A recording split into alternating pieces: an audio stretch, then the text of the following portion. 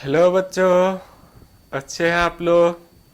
I hope आप बहुत अच्छे होंगे और पढ़ाई कर रहे हैं सब कोई। ओके, तो देखिए सॉल्यूशन, हम लोग सॉल्यूशन यूनिट 2 रीड कर रहे थे और सॉल्यूशन में आपने बेसिक रॉल्स लॉ ये सब आप रीड कर रखा है पिछले वीडियो में। ओके, तो आगे आज का जो टॉपिक है कॉलिगेटिव प्रॉपर्टी है। कॉलिगेटिव प्रॉपर्टी क्या होती है, कॉलिगेटिव प्रॉपर्टी कितने टाइप्स का है, उसका बारी बारी से हम लोग स्टडी करेंगे। तो आज का टॉपिक जो मैं कराने जा रहा हूं कॉलिगेटिव प्रॉपर्टी। कॉलिगेटिव प्रॉपर्टी क्या होती है, देखिए अब यहां से जो वीडियो आपको मिलेगा दोनों मिक्स रहेगा, हिंदी इंग्लिश, क्योंकि हिंदी बहुत ही कम है, डेरिवेशन वगैरह ज्यादा है। तो अब दोनों एक साथ ही वीडियो रहेगा, तो आप थोड़ा सा एडजस्ट कीजिएगा। सीबीएसई वाले बच्चे हिंदी मत लिखिएगा। ओके, तो कॉलिगेटिव प्रॉपर्टी, अनुसंख्य गुणधर्म। कॉलिगेटिव प्रॉपर्टी क्या होती है, those properties which depends upon number of moles of solute particles. Means वो नंबर पे डिपेंड करेगा, उसके नेचर पे डिपेंड नहीं करेगा कि वो मीठा है तीता है कैसा है, उस पे नेचर पे डिपेंड नहीं करेगा। उसको हम लोग क्या कहेंगे, कॉलिगेटिव प्रॉपर्टी कहेंगे। तो कॉलिगेटिव प्रॉपर्टी किसको कहेंगे, those property which depends upon number of moles, number of moles of solute particles. किस पे डिपेंड करेगा, number of moles of solute particle पे डिपेंड करेगा। और it is independent to the nature of solute particle. Solute particle के nature पे depend ये नहीं करेगा, ये किस पे डिपेंड करेगा, नंबर पे डिपेंड करेगा। ओके, देखिए हिंदी में भी मैं लिख रखा अनुसंख्य गुणधर्म, वैसा गुणधर्म जो विलय के मोलों की संख्या पर निर्भर करती है, विलय के मोलों की संख्या पर निर्भर करती है, विलय के प्रकृति पर निर्भर नहीं करेगा। उसे क्या कहेंगे हम लोग, अनुसंख्य गुणधर्म कहेंगे। ओके, बिल्कुल समझ पा रहे हैं आप, बिल्कुल समझ गए होंगे कि कॉलिगेटिव प्रॉपर्टी किसको बोलते हैं। तो इसको कॉपी करना है, पहले आप मेरे साथ आप कॉपी करते जाइएगा, तब 100% समझ में आएगा। देखिए मैं पूरा बोर्ड छोड़ देता हूं ताकि अच्छे से दिखे। टाइप्स ऑफ कॉलिगेटिव प्रॉपर्टी देखेंगे। आई होप आप कॉपी कर रहे होंगे। देखिए टाइप्स ऑफ कॉलिगेटिव प्रॉपर्टी, कौन कौन सा टाइप्स है। आपने डेफिनेशन, कॉलिगेटिव प्रॉपर्टी का डेफिनेशन देख लिया, किस पे डिपेंड करेगा, number of moles of solute particles पे। ओके, तो कितने टाइप्स का है कॉलिगेटिव प्रॉपर्टीज, इसके बारे में जानेंगे।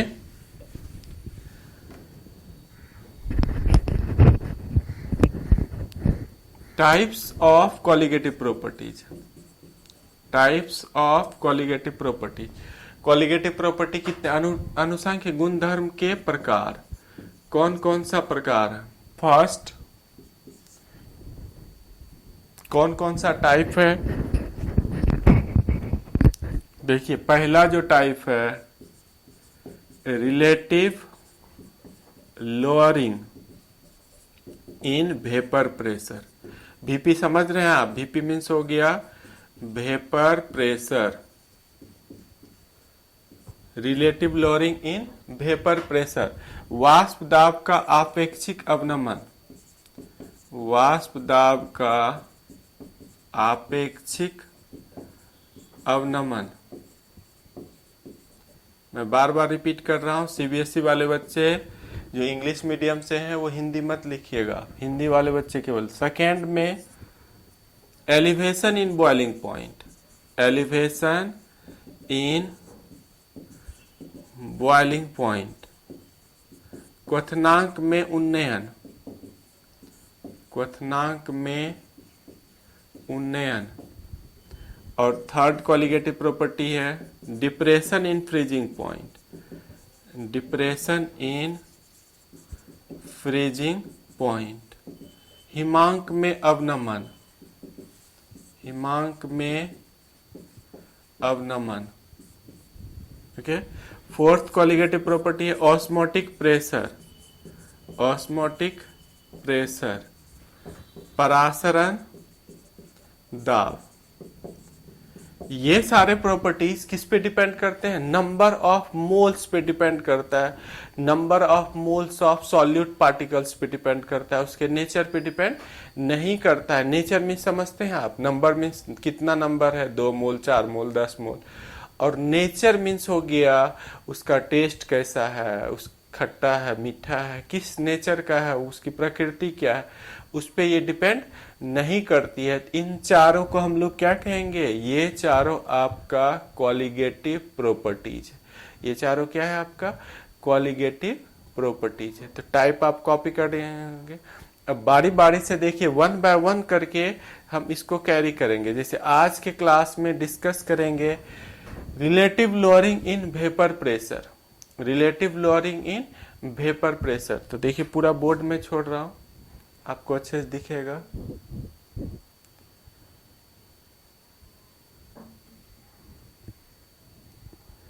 तो फर्स्ट पॉइंट देखिए, relative lowering in vapour pressure क्या होता है, इसके बारे में हम डिस्कस करने जा रहा हूं। First point, relative lowering in vapour pressure. आप लोगों को देखिए स्टेटमेंट एक बता रखा हूं, when a non volatile solute, इसका मुझे डेली यूज आएगा कि नॉन वोलेटाइल सॉल्यूट हम ऐड करेंगे वाटर में, नॉन वोलेटाइल सॉल्यूट ऐड करेंगे तो वेपर प्रेशर क्या होगा? डिक्रीज करेगा। वेपर प्रेशर क्या होगा इसका? डिक्रीज करेगा। क्यों करता है? कि ये सरफेस एरिया जाके ब्लॉक कर देगा।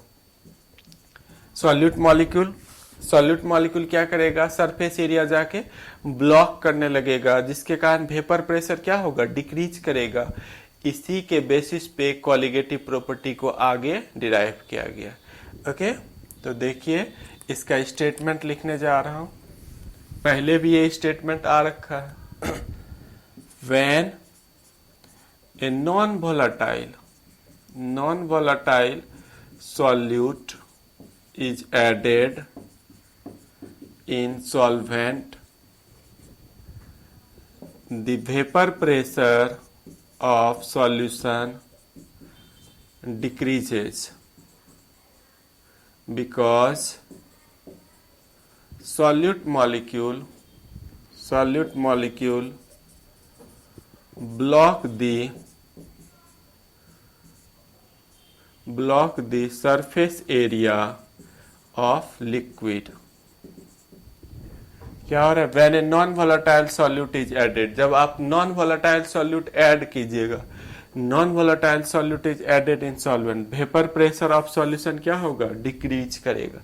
क्यों डिक्रीज करेगा? Because solute molecule block the surface area of liquid. Solute क्या होगा? सरफेस पे जाके जमा होने लगेगा, तो उस रास्ते से सॉल्वेंट ऊपर जाएगा ही नहीं। जैसे जो सरफेस पहले फ्री था, ये सरफेस देखिए पहले क्या था?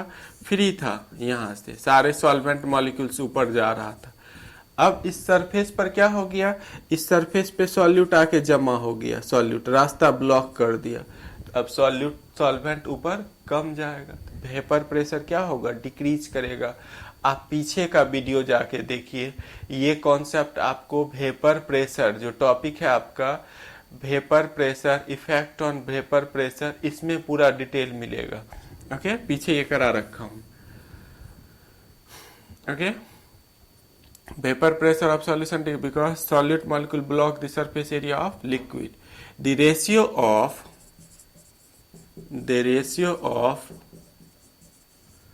lowering in vapor pressure and vapor pressure of pure solvent is called relative lowering in vapor pressure। इसको हम अभी डिराइव करके फॉर्मूला आएगा, रॉल्स लॉ से फॉर्मूला आएगा, उसको डिराइव करके हम बताएंगे कि कैसे ratio of lowering in vapour pressure and vapour pressure of pure solvent को हम लोग क्या कहेंगे? Relative lowering in vapour pressure. तो relative lowering in vapour pressure का कैसे फॉर्मूला हम निकालते हैं वो आगे अभी हम डिस्कस करेंगे। ओके, पहले आप definition, relative lowering in vapour pressure का ये डेफिनेशन है, इसको कॉपी करना है आपको।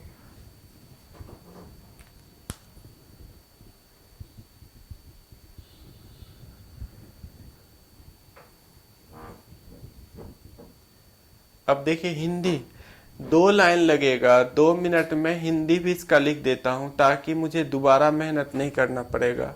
इसको मैं मिटा रहा हूं और हिंदी में बताने जा रहा हूं। वाष्प दाब का आपेक्षिक अवनमन, जब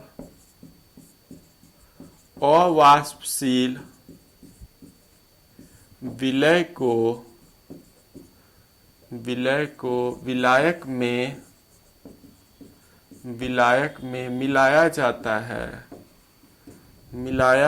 है तो विलयन का वाष्प दाब घट जाता है क्योंकि विलय के अणु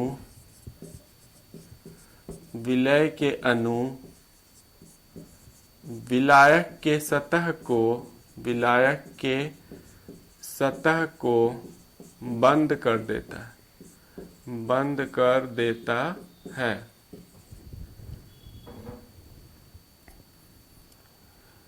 वाष्प दाब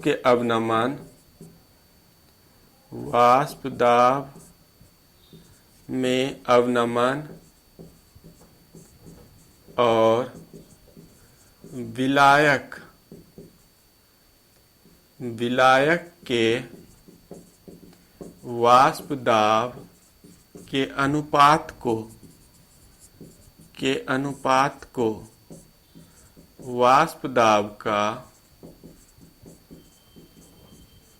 आपेक्षिक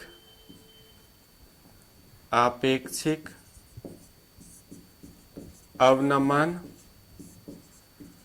कहते हैं। ओके, आप डेफिनेशन कॉपी कीजिए फॉर्मूले से, एग्जैक्ट जब फॉर्मूला आएगा तब समझ में आएगा। आप इस डेफिनेशन को लिखिए, जब अवाष्पशील विलय को विलायक में मिलाया जाता है तो विलयन का वाष्प दाब घट जाता है क्योंकि विलय के अणु विलायक के सतह को बंद करने लगता है, सॉल्यूट मॉलिक्यूल सरफेस पे आके ब्लॉक करने लगे। विलायक वाष्प दाब में अवनमन और विलायक के वाष्प दाब के अनुपात को वाष्प दाब का आपेक्षिक अवनमन कहते हैं। ओके, पहले पूरा डेफिनेशन कॉपी कीजिए, इसके बाद इसका डेरिवेशन में कराऊंगा कि कैसे ये फॉर्मूला रिलेटिव लॉरिंग इन वेपर प्रेशर का कहां से फॉर्मूला कैसे आया। ये रॉल्स लॉ से आता है। ओके, आई होप आप कॉपी कर रहे होंगे। तो देखिए रिलेटिव लॉरिंग इन वेपर प्रेशर का डेरिवेशन में करने जा रहा हूं। ओके, आप देखिए वीडियो को पॉज करके आप इसको कॉपी कर सकते हैं। ओके, तो रिलेटिव लॉरिंग इन वेपर प्रेशर का डेरिवेशन ये रॉल्स लॉ से आता है। तो आप लोग रॉल्स लॉ पहले रीड कर रखे हैं, जिन बच्चों ने रॉल्स लॉ रीड नहीं किया है उनको ये समझ में नहीं आएगा, तो पहले आप जाके रॉल्स लॉ रीड कीजिए। तो देखिए रॉल्स लॉ से मैं आगे बढ़ रहा हूं। फ्रॉम रॉल्स लॉ कहता है पार्शियल वेपर प्रेशर, ये partial vapour pressure directly proportional होता है मोल फ्रैक्शन के। यही है रॉल्स लॉ। रॉल्स लॉ क्या कहता है, पार्शियल वेपर प्रेशर डायरेक्टली किसके प्रोपोर्शनल है, मोल फ्रैक्शन के। और सॉल्यूट को हमने 2 मान रखा है और सॉल्वेंट को 1 मान रखा है, ये एज्यूम कर रखा है। सॉल्यूट जहां भी रहेगा 2 रहेगा, ध्यान रखिएगा, और सॉल्वेंट क्या रहेगा, 1 रहेगा। तो रॉल्स लॉ से P1 डायरेक्टली प्रोपोर्शनल हो गया X1 के। P1 equal to P1 not X1। P1 equal to क्या हो गया, ये फॉर्मूला हो गया P1 नॉट X1। P1 किसको बता रहा है, partial vapour pressure okay of liquid 1। Okay, द्रव वन का आंशिक वाष्प दाब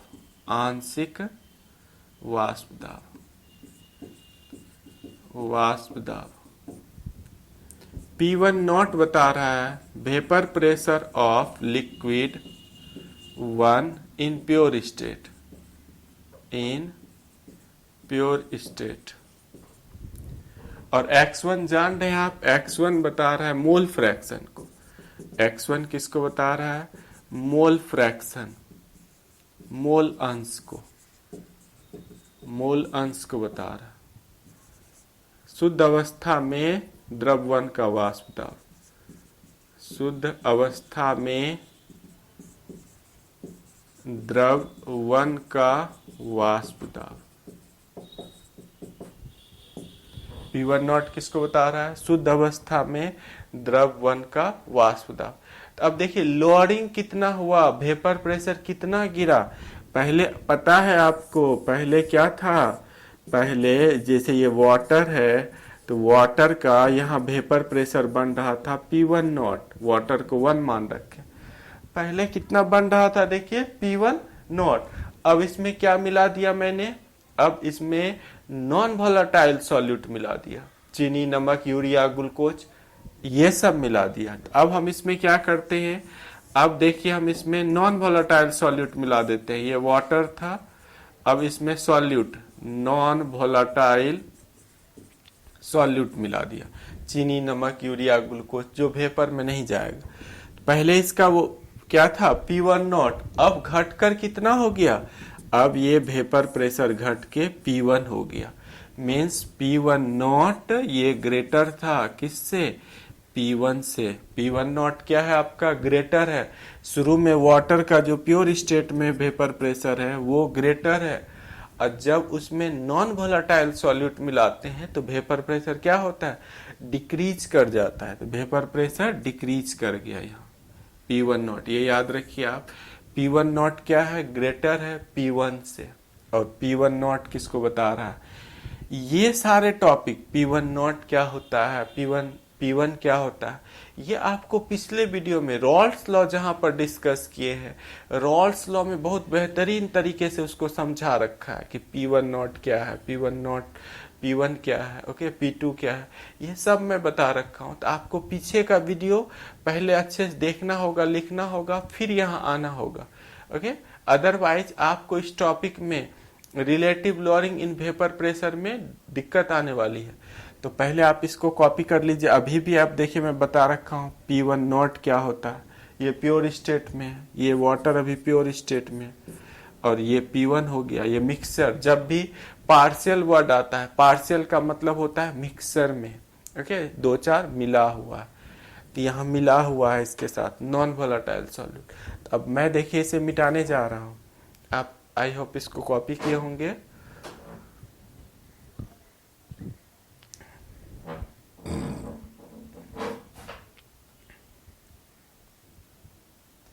तो कितना लोअरिंग कितना हुआ, वेपर प्रेशर कितना डिक्रीज किया, कितना वेपर प्रेशर डिक्रीज किया। तो देखिए लोअरिंग इन वेपर प्रेशर में निकालने जा रहा हूं। लोअरिंग इन वेपर प्रेशर, ये आया है P1 equal to P1 not x1, और ये पता है आपको P1 नॉट ग्रेटर है P1 से। इसमें कितना डिक्रीज किया? P1 नॉट ग्रेटर है P1 से, कितना ग्रेटर है? इसी को बोलते हैं lowering, lowering in vapour pressure. ये होता है डेल्टा P, और delta P equal to P1 not minus P1, okay. वाष्प दाब का अवनमन, वाष्प दाब का अवनमन। तो P1 not minus P1 equal to P1 not minus P1 equal to, देखिए फॉर्मूला आ रखा है। P1 इक्वल टू क्या फॉर्मूला आया है? P1 नॉट x1, यही फॉर्मूला है। तो ये हो गया P1 नॉट x1। इस दोनों में कॉमन फैक्टर देखिए है, P1 नॉट कॉमन है, तो 1 माइनस x1 बचा। तो ये P1 नॉट और 1 माइनस x1 को क्या लिखते हैं? x2। आप लोगों को पता है कि x1 प्लस x2 कितना होता है? 1 होता है। तो x2 equal to 1 minus x1, 1 minus x1। तो 1 माइनस x1 को हटा दिया, इसके बदले क्या लिखा? x2। P1 not minus P1 equal to, ये आ गया। अब इसको P1 को हम इधर ला रहे हैं, तो P1 not minus P1 upon में P1 नॉट इक्वल टू क्या हो गया x2। ये फॉर्मूला आ गया मेरे पास, ये फॉर्मूला आ गया P1 not minus P1 upon P1 not.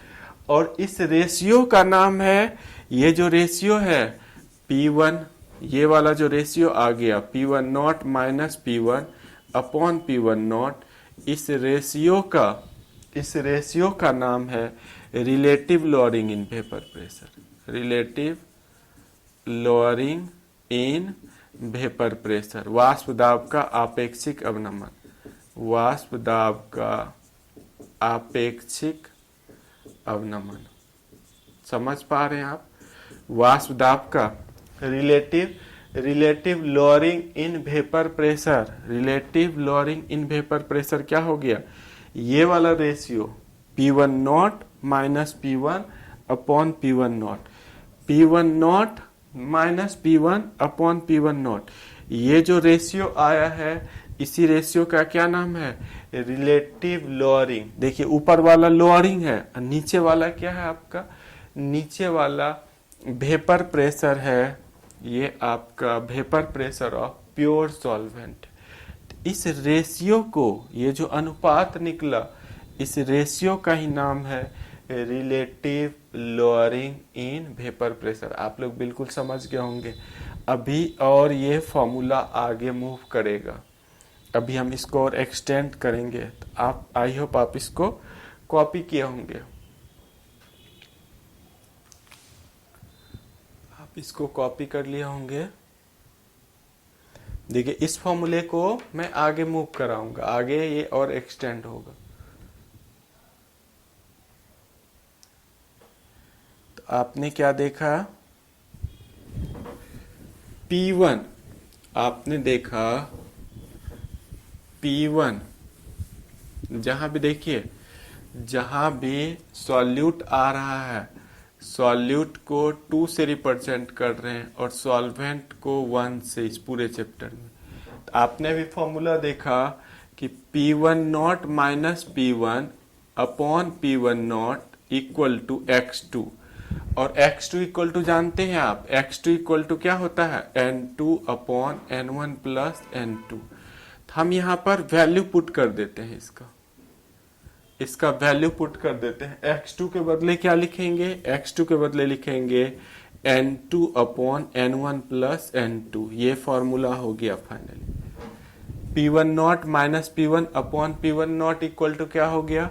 n2 upon n1 plus n2। अब P1 इक्वल टू हम लोग PS लेंगे। P1 इक्वल टू क्या लेंगे? PS, vapour pressure of solution. PS किसको बता रहा है? Vapour pressure of solution. Actually यहाँ पर जो हमने सॉल्यूट ऐड किया हुआ है, ये सॉल्यूट किस टाइप का है? ये सॉल्यूट नॉन वोलेटाइल, मीन्स इसका वेपर प्रेशर नहीं बनेगा, ये वेपर में जाएगा ही नहीं।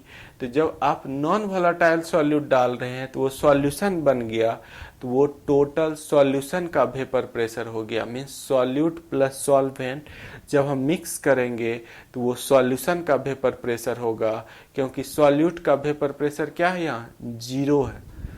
तो P1 के जगह पे हम लोग अब क्या लिखेंगे? PS, vapour pressure of solution, विलयन का वाष्प दाब, विलयन का वाष्प दाब।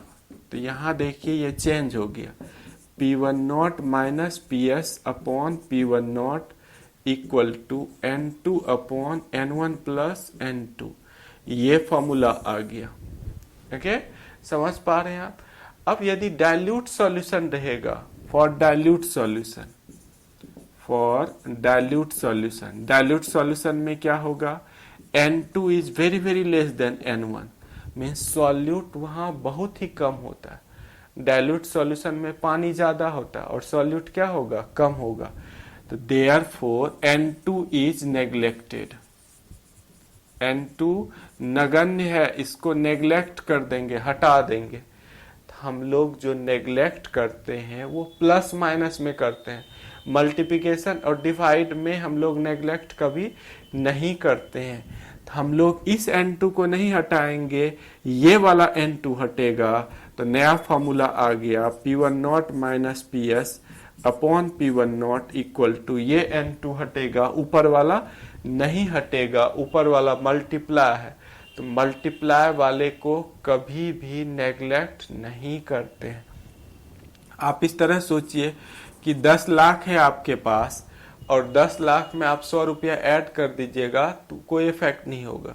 10 लाख से 100 रुपया माइनस कर लेंगे तो 10 लाख ही वो अप्रोक्स है, लेकिन 10 लाख को छोटी सी रकम 10 से आप डिवाइड करिएगा तो 1 लाख हो जाएगा। ओके, तो यदि डिवाइड करना रहता है, छोटा रकम ही क्यों नहीं है, मल्टीप्लाई करना रहता है तो वो नेग्लेक्ट नहीं होता है। आप एग्जाम्पल से समझ गए होंगे। तो ये हो गया N2 upon N1, N2 upon, ये फॉर्मूला हम लोग कब अप्लाई करेंगे, ये केवल डाइल्यूट सॉल्यूशन के लिए करेंगे। ये फॉर्मूला कब अप्लाई होगा, ये फॉर्मूला केवल डाइल्यूट, आपको यदि समझ में, न्यूमेरिकल क्वेश्चन में समझ में ही नहीं आ रहा है कि डाइल्यूट सॉल्यूशन है कि नॉर्मल है, तो आप आंख बंद करके ये वाला फॉर्मूला यूज कर सकते हैं। ये फॉर्मूला ऊपर वाला सब जगह अप्लाई होगा। ओके, तो आप इस पार्ट को देखिए, बोर्ड जूम करके मैं क्या कर रखा हूँ, कैमरे को जूम करके करा रहा हूँ। बोर्ड मेरा काफी छोटा हो जाता है। ओके, तो बार बार कुछ ही टाइम पर मुझे मिटाना पड़ता है। जूम करके इसलिए कराना पड़ता है ताकि आपको अच्छे से दिखे, अच्छे से समझ में आए। ओके, काफी चैलेंजिंग होता है। ऑनलाइन क्लासेस में बच्चे नहीं होने के कारण क्या होता है कि टीचर को ही सब चीज एक्सप्रेशन में जाना पड़ता है कि ये ऐसे होता है, ये ऐसे होता है। ओके, बच्चे रहने के बाद दूसरी बात होती है। तो आप कॉपी कर पा रहे होंगे इस पार्ट को। अब डाइल्यूट सॉल्यूशन में देखिए n का वैल्यू हम यहाँ रख देंगे। n इक्वल टू पता है आप लोगों को, n इक्वल टू होता है W/m। इस फॉर्मूले को और मैं एक्सटेंड करने जा रहा हूँ। आई होप आप कॉपी किए होंगे। तो देखिए फॉर्मूला क्या हो गया डाइल्यूट सॉल्यूशन के लिए। डाइल्यूट सॉल्यूशन के लिए फॉर्मूला हो गया P1 not minus PS upon P1 not equal to, ये फॉर्मूला आ गया N2 अपॉन N1। और पता है आपको n इक्वल टू क्या होता है, W/m। N1 इक्वल टू होगा W1/M1, N2 equal to W2/M2। इन दोनों का वैल्यू यहाँ पुट कर दीजिए। तो ये P1 not minus PS upon P1 not equal to, N2 के जगह पर कितना पुट करेंगे, W2 अपॉन M2, और ये ऊपर आ जाएगा into M1 upon W1। Real में हम ये फॉर्मूला यूज करेंगे, ये वाला फॉर्मूला हम लोग यूज करेंगे डाइल्यूट सॉल्यूशन के लिए। ओके, ये फॉर्मूला कब यूज करेंगे, for dilute solution. Dilute solution में यही वाला फॉर्मूला यूज करेंगे। ओके, तो W2 किसको बता रहा है, 2। देखिए जहां भी, मैं बार बार रिपीट कर रहा हूं, जहां भी 2 आ रखा है वो सॉल्यूट को बता रहा है। और 1 किसको बता रहा है, तो 1 आपका सॉल्वेंट को बता रहा है। तो W2 बता रहा है मास ऑफ सॉल्यूट को, मास ऑफ सॉल्यूट। और M2 बता रहा है मोलर मास ऑफ सॉल्यूट को बता रहा है।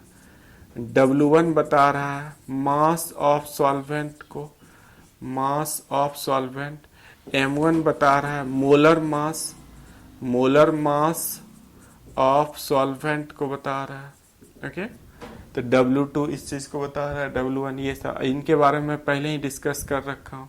हिंदी में जो बच्चे हैं इसको लिख सकते हैं आप, विलय का द्रव्यमान, ये होगा विलय का मोलर द्रव्यमान, विलय का मोलर द्रव्यमान।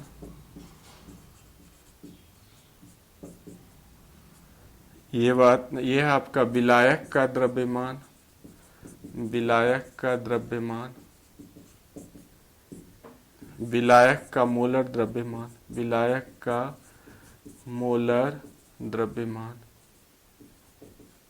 ओके, समझ पा रहे हैं आप, बिल्कुल समझ गए होंगे। तो देखिए फॉर्मूला, अब इसके बेसिस पे कई सारे न्यूमेरिकल हैं। आपको जब चैप्टर पूरा एंड हो जाएगा